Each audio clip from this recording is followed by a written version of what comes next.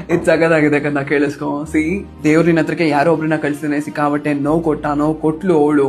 And ಇವಾಗ ನಿನ್ ಹೃದಯನ ಚೂರ್ ಮಾಡಿ ನಿನ್ ನಂಬಿಕೆ ಎಲ್ಲ ಹಾಳು ಮಾಡಿ ಇವಾಗ ಹೊರಟೋಗಿದ್ದಾರೆ ಅಂತ ನಿನ್ಗೆ ಅನ್ನಿಸ್ತಿದ್ರೆ, ರಿಮೆಂಬರ್, ಅದೇ ದೇವ್ರು ನಿನ್ಗೋಸ್ಕರ ಇಡೀ ಜಗತ್ತಿನ ವಿರುದ್ಧ ಹೋರಾಡೋಕೆ, ನಿನ್ಗೋಸ್ಕರ ಜಗತ್ತಿನ ಎಲ್ಲರ ವಿರುದ್ಧನೂ ಮಾತಾಡೋಕೆ, ಪ್ರತಿಯೊಬ್ರು ಮೂಳೆನೂ ಮುರಿಯೋಕ್ಕೂ ಕೂಡ ಕಳಿಸ್ತಾನೆ.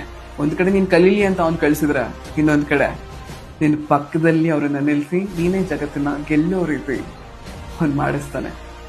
ರಿಮೆಂಬರ್, ಸೋಲ್ ಒಪ್ಕೊಳಕ್ಕೆ ಹೋಗ್ಬೇಡ. ಹೋದ್ರೆ ಹೋಗ್ಲಿ. ಬಿಕಾಸ್ ದೇವ್ರು ಕಳ್ಸಿರೋದು ನನ್ಗೇನೋ ಕಲಿಯಕ್ಕೆ. ಕಲ್ಸಿದ್ರು ಹೋದ್ರು, ಕಲ್ತಿಲ್ಲ ಅಂದ್ರೆ ಮಾತ್ರ ವಾಪಸ್ ಅಂತ ಜನನೇ ಬರ್ತಾರೆ. ನೀನಲ್ಲಿ ಪಾಠ ಕಲ್ತು ಮುಂದೆ ಒಂದು ಹೆಜ್ಜೆ ಇಟ್ಟೆ ಅಂತ ಇಟ್ಕೋ, ನಿನ್ನ ಹೆಗಲ್ ಮೇಲೆ ಹೊತ್ಕೊಂಡು ಮೆರೆಸೋರ್ನ ದೇವ್ರು ನಿನ್ ಜೊತೆ ಕಳಿಸ್ತಾನೆ. ಅಂಡ್ ಅಗೈನ್ ಹೋಗಿರೋರ್ ಬಗ್ಗೆ ಯೋಚನೆ ಕೂಡ ಬೇಡ. ಬರೋರು ಎಂತವ್ರು ಅಂತ ಗೊತ್ತಿದ್ದಾನೆ. ಮುಂದೆ ಹೋಗ್ತಾ ಇರಿ.